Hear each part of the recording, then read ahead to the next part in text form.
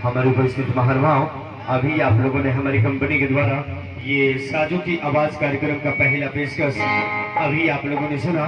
शास्त्रीय संगीत से मिली जुली एक लाजवाब प्रोग्राम राग बागेश्वरी 16 मात्रा 3 ताल का नगमा। चलिए इस नगमा के अपार अपार सफलता के साथ कहते हैं, ये दिल की बस्ती एक अजीब बस्ती है जो रोज उजड़ कर रोज बस्ती है। आए दिल के बेचने वालों, दिल का खरीदार मत बनो, क्योंकि ये जितना ही महंगी है उतना ही सस्ती है। ये दिल हर किसी को दिया नहीं जाता, मोहब्बत हर किसी से किया नहीं जाता।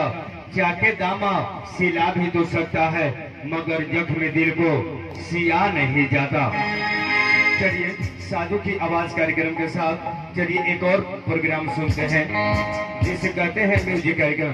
चलिए इस म्यूजिक के साथ आप लोग सुनेंगे फिल्म के नाम वेलकम, जिसे हमारी कंपनी के संगीता वादक प्रस्तुत करने जा रहे हैं संगीत वीडियो। और इन्हीं लोगों के साथ कहते हैं, एक मुसाफिर जा रहा था, रास्ता सुनसान था, पहली तरफ कब्रिस्तान तो दूसरी तरफ है श्मशान था।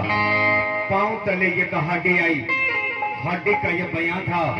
हड्डी बोला, ऐ चलने वाले जरा संभल के चल, हम भी कभी तुम्हारे तरह इंसान था।